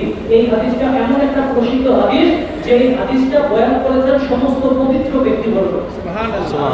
সমস্ত পবিত্র ব্যক্তিবর্গ, রিওয়ায়াতুত তাহিরিন, সমস্ত তাহের পবিত্র ব্যক্তিবর্গ এই হাদিসটা বয়ান করেছেন। তো তাদের কাছ থেকে বয়ান করেছেন মিন আবাইহিম তাইয়িবিন। এই হাদিসটা সমস্ত পবিত্র ব্যক্তি তাদের বাবাদের থেকে বর্ণনা করেছেন। সুবহানাল্লাহ। শেষ না, এবার তিনি বলতেছেন, আমি যেটা আগে আবু সাদ আরবির কথা বলছিলাম, তিনি বলতেছেন ওয়াকানা বাদু সালাফিনা, আমাদের আসলাফে কেরাম। সুবহানাল্লাহ। আমাদের আসলাফে কেরাম মানে সলফে সালেহিন। আজকে তো অনেক সালাফি আছে না? আছে না? একজন নাম দেয় সালাফি। তো তিনি বলতেছেন ওয়াকানা বাদু সালাফিনা, আমাদের সালফে সালেহিন মিনাল মুহাদ্দিসিন, মুহাদ্দিসদের মধ্যে যারা সলফে সালেহিন আছেন তারা বলতেছেন ইদা রাওয়া হাযাল ইসনাদ, এই সনদটা যখন তুমি পড়বে ওয়ালা তাকুরিয়া হাযাল ইসনাদ আলা মাসনুন লা আফাকা। ওই একই কথা আরেকটা মুশকিল আবু সাদ আরবি বলছেন, আবু নুআইম ইসফাহানি বলছেন, মুহাদ্দিসদের মধ্যে আমাদের সলফে সালেহিন যারা আছেন তারা বলছেন এই হাদিসটা যদি পাগলের উপরে করে ফু দেওয়া হয় তারা বলছে। সুবহানাল্লাহ। এটার নাম হিলিয়াতুল আউলিয়া আবু নুআইম ইসফাহানি রাহমাতুল্লাহ আলাইহি। তো এইরকম অসংখ্য রিওয়ায়াত আল্লাহ রাব্বুল আলামিন আমাদের কাছে মওজুদ রেখেছেন। আহলে বাইতের আসহাবের শান ও ইজ্জতের উপরে যদি এই হাদিসগুলো আপনারা পড়ে যদি কখনো আলোচনা করার সুযোগ হয়, আল্লাহ রাব্বুল আলামিন যেন আমাদেরকে তৌফিক দেন যে এই মাহফিলগুলোতে থাকা। আপনারা যারা উপস্থিত হয়েছেন আপনাদের সকলের জন্য আমি আল্লাহ রাব্বুল আলামিনের কাছে দোয়া করি আল্লাহ রাব্বুল আলামিন যেন আপনাদের সকলকে কবুল করেন। এই মাহফিলের মধ্যে যারা উপস্থিত হয়েছেন ইমাম হুসাইন রাদিয়াল্লাহু তাআলা আনহু পর্বত যেন আল্লাহ রাব্বুল আলামিন আপনাদের সকলকে নসিব করেন। আমিন বিজাহি নবী আমিন। ওয়া আখিরু দাওয়ানা আলহামদুলিল্লাহি রাব্বিল আলামিন। মুক্তাসারা মিনাল কিয়ামতে ইনশাআল্লাহ তাআলা